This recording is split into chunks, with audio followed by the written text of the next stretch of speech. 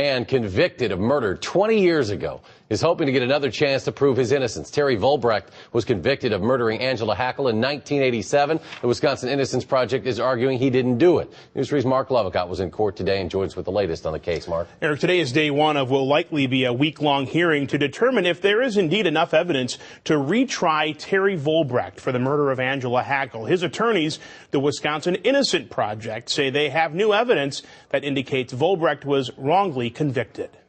Court calls the case. For 20 years, Terry Volbrecht has waited for this day, a shot at proving his innocence in a case that dates back to the late 80s.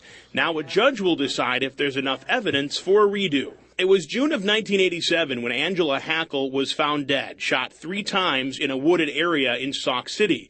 Almost 2 years later, Terry Volbrecht was in court, charged with her murder. Court documents say he and Hackle were at the same bar the night she disappeared and had consensual sex before she drove him back to his car in Sauk City. 20 months after Hackle's murder, a jury convicted Volbrecht. Twice, Volbrecht tried to overturn his conviction. This is the closest he's gotten so far. As the case was being worked, one of the options was to present the possibility that someone else had committed the crime.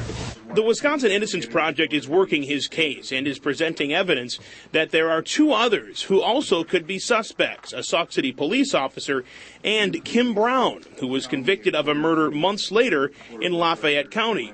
His whereabouts was never verified the night Hackle disappeared.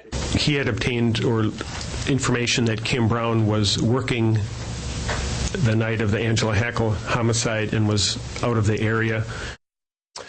In court documents, the Innocence Project alleges Kim Brown admitted to the Hackle murder in prison to fellow inmates. Again, this is an evidentiary hearing which is expected to last all week to prove that there is indeed enough evidence for a retrial.